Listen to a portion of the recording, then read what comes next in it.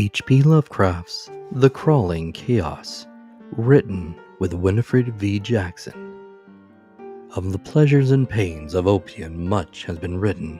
The ecstasies and horrors of De Quincey and the paradis artificiales of Baudelaire are preserved and interpreted with an art which makes them immortal, and the world knows well the beauty, the terror, and the mystery of those obscure realms into which the inspired dreamer is transported. But much as has been told, no man has yet dared into the nature of the phantasms thus unfolded to the mind, or hint at the direction of the unheard-of roads along whose ornate and exotic course the partaker of the drug is so irresistibly borne. De Quincey was drawn back into Asia, that teeming land of nebulous shadows whose hideous antiquity is so impressive that the vast age of the race and names overpowers the sense of youth in the individual, but farther than that he dared not go. Those who have gone farther seldom returned, and even when they have not been either silent or quite mad. I took opium but once, and the year of the plague, when the doctors sought to deaden the agonies that could not cure, there was an overdose. My physician was worn out with horror and exertion, and I traveled very far indeed. In the end, I returned and lived, but my nights are filled with strange memories, nor have I ever permitted a doctor to give me opium again.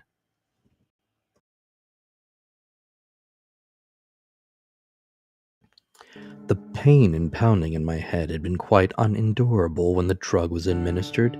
Of the future I had no heed. To escape, whether by cure, unconsciousness, or death, was all that concerned me.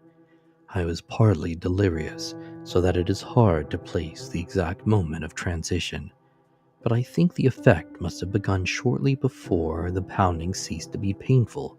As I have said, there was an overdose, so my reactions were probably far more normal.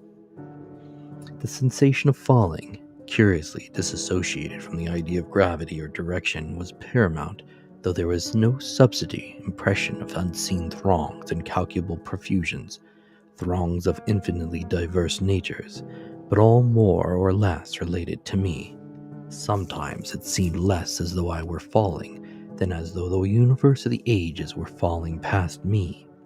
Suddenly, my pain ceased, and I began to associate the pounding with an external rather than internal force. The falling had ceased also, giving place to a sensation of uneasy temporary rest, and when I listened closely, I fancied the pounding was that of the vast, inscrutable sea as its sinister, colossal breakers lacerated some desolate shore after a storm of titanic magnitude. And then I opened my eyes. For a moment, my surroundings seemed confused, like a projected image, hopelessly out of focus, but gradually I realized my solitary presence in a strange and beautiful room lighted by many windows. Of the exact nature of the apartment I could form no idea, for my thoughts were still far from settled, but I noticed van-colored rugs and draperies, elaborately fashioned tables, chairs, ottomans, and divans, and delicate vases and ornaments which conveyed a suggestion of the exotic without being actually alien.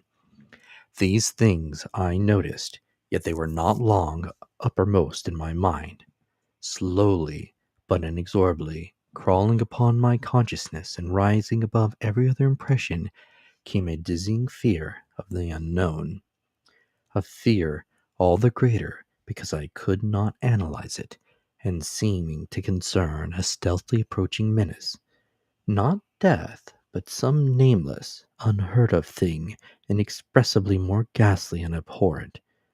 Presently I realized that the direct symbol and excitant of my fear was the hideous pounding whose incessant reverberations throbbed madly against my exhausted brain.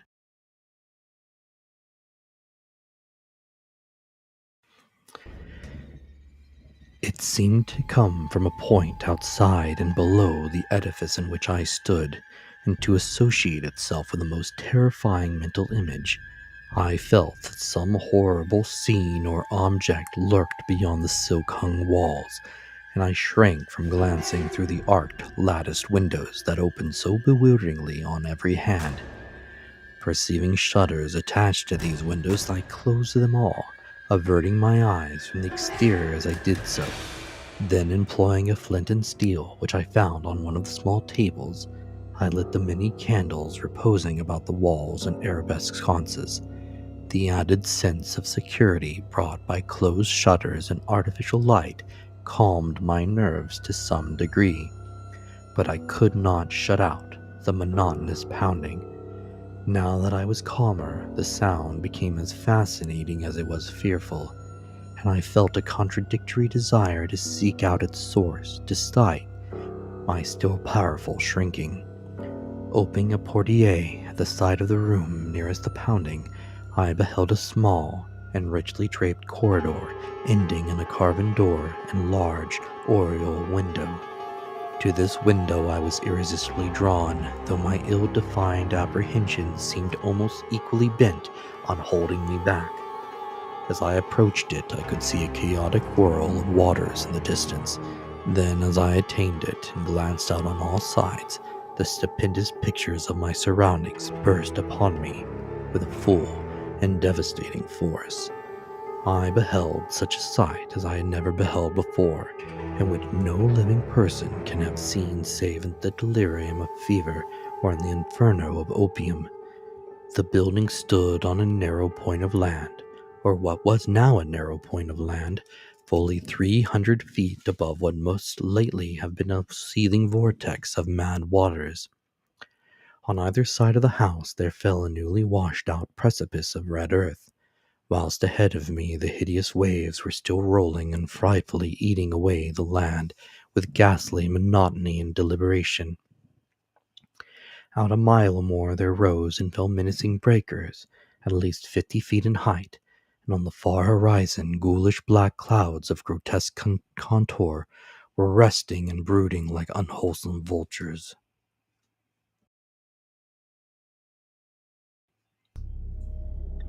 The waves were dark and purplish, almost black, and clutched at the yielding red mud of the bank as if it was uncouth, greedy hands. I could not but feel that some noxious marine mind had declared a war of extermination upon all the solid ground, perhaps abetted by the angry sky. Recovering at length from the stupor into which this unnatural spectacle had thrown me, I realized that my actual physical danger was acute. Even whilst I gazed, the bank had lost many feet, and it could not be long before the house would fall, undermined into the awful pit of lashing waves.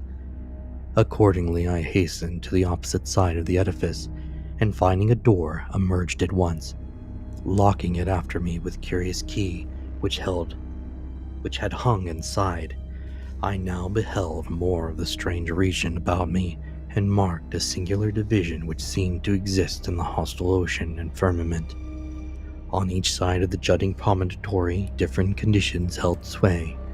At my left, as I faced inland, was a gently heaving sea with the great green waves, rolling peacefully and under a brightly shining sun.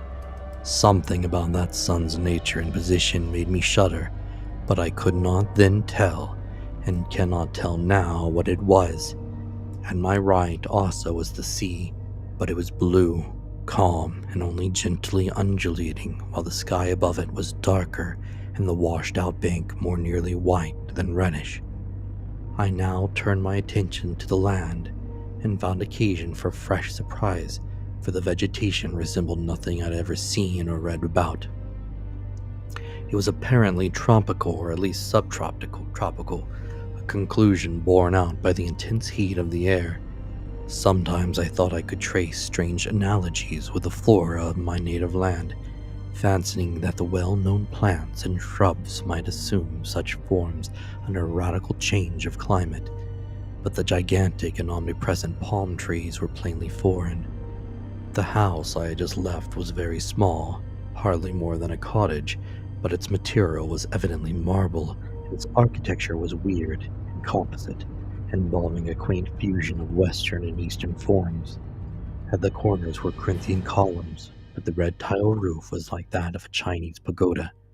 From the door inland, there stretched a path of singular white sand, about 4 feet wide, and lined on either side with stately palms and unidentifiable flowering shrubs and plants. It lay towards the side of the promontory where the sea was blue and the bank rather whitish.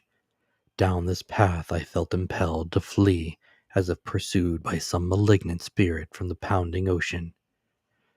At first it was a slightly uphill, then I reached a gentle crest. Behind me I saw the scene I had left, the entire point with the cottage and the black water with the green sea on one side and the blue sea on the other, and a cursed, unnamed, and unnamable lowering over all. I never saw it again, and often wonder. After this last look I strode ahead and surveyed the inland panorama before me.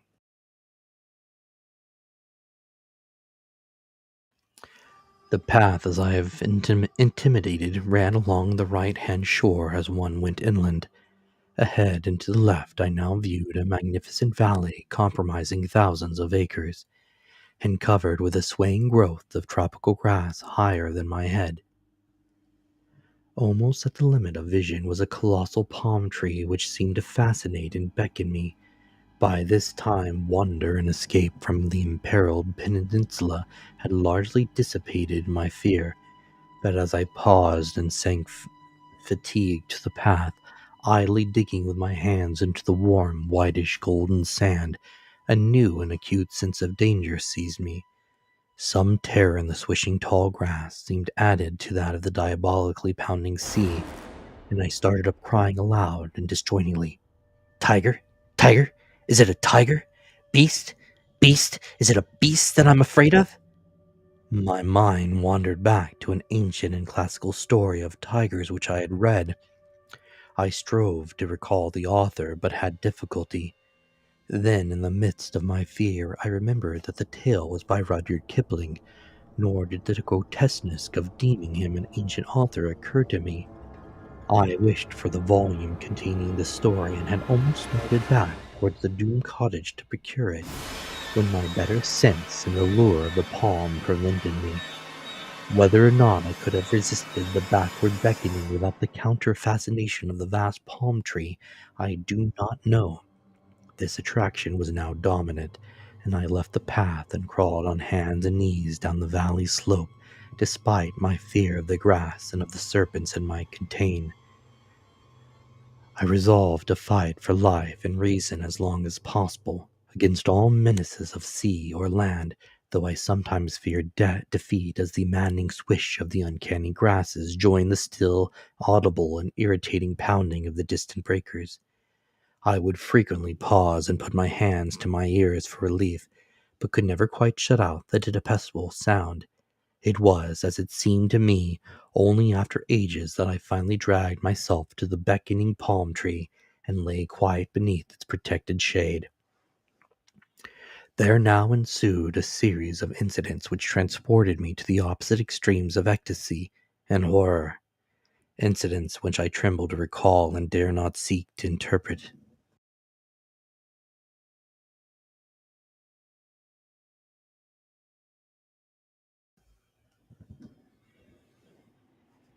No sooner had I crawled beneath the overhanging foliage of the palm than I there dropped from its branches a young child of such beauty as I never beheld before. Though ragged and dusty, this being bore the features of a faun or demigod, and seemed almost to diffuse a radiance in the dense shadow of the tree.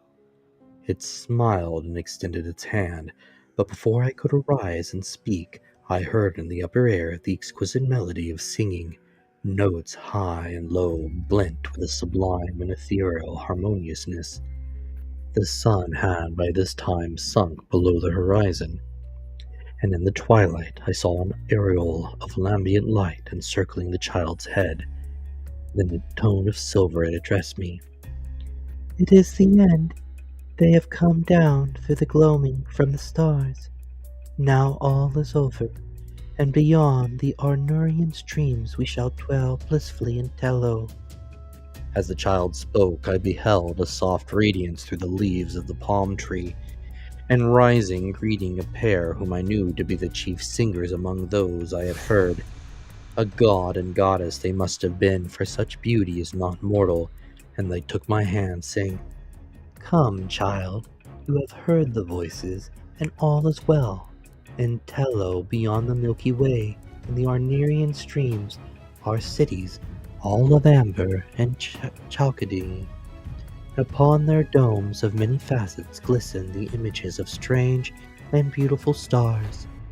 Under the ivory bridges of Tello flow rivers of liquid gold, bearing pleasure barges bound for blossomy Catharion of the seven suns. And in Tello and Cytherion abide only youth, beauty, and pleasure, nor are any sounds heard save of laughter, song, and the lute. Only the gods dwell in Tello of the golden rivers, but among them shalt thou dwell." As I listened, enchanted, I suddenly became aware of a change in my surroundings. The palm trees, so lately overshadowed my exhausting forms, was now some distance to my left and considerably below me. I was obviously floating in the atmosphere, companioned not only by the strange child and the radiant pair, but by a constantly increasing throng of half-luminous, vine-crowned youths and maidens with wind-blown hair and joyful countenance. We slowly ascended together as if borne on a fragrant breeze which blew not from the earth, but from the golden nebula, and the child whispered in my ear that I must look always upward to the pathway of light, and never backwards to the sphere I had just left.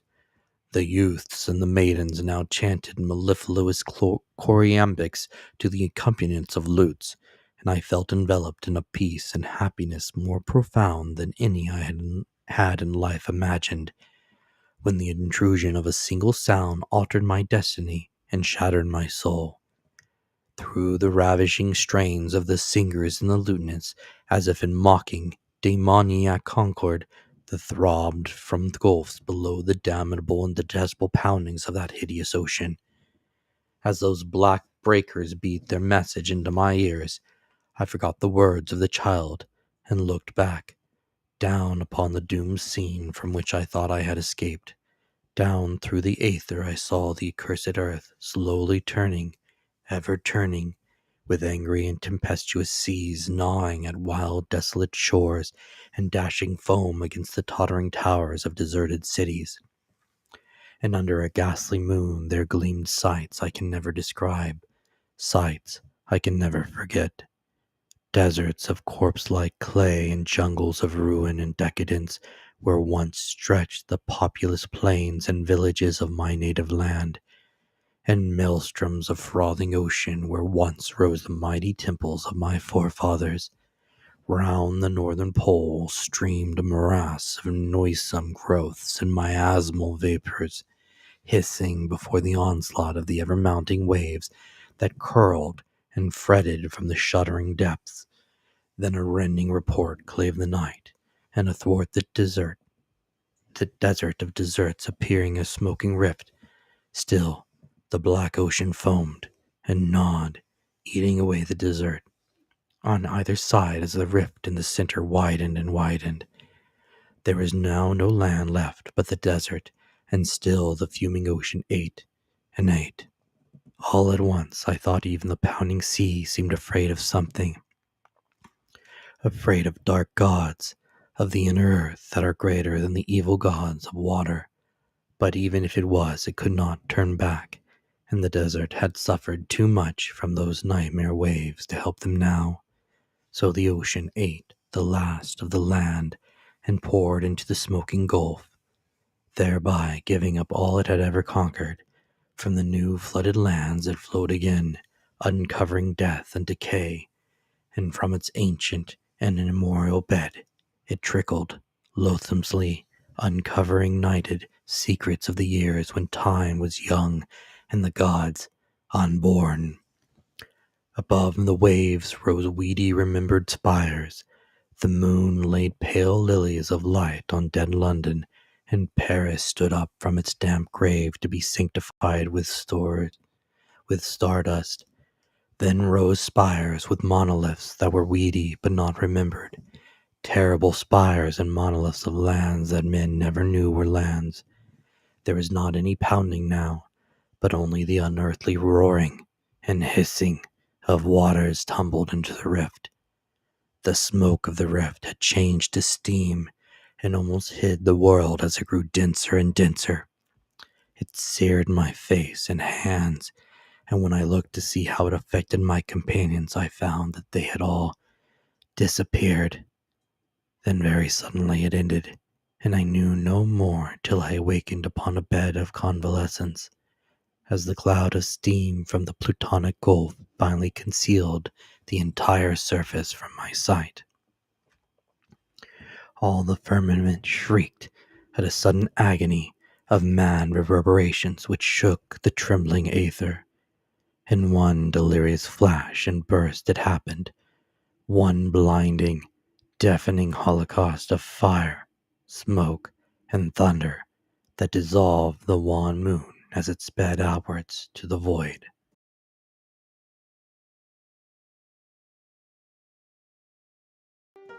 And when the smoke cleared away, and I sought to look upon the earth, I beheld against the background of cold, humorous stars only the dying sun and the pale, mournful planets searching for their sister.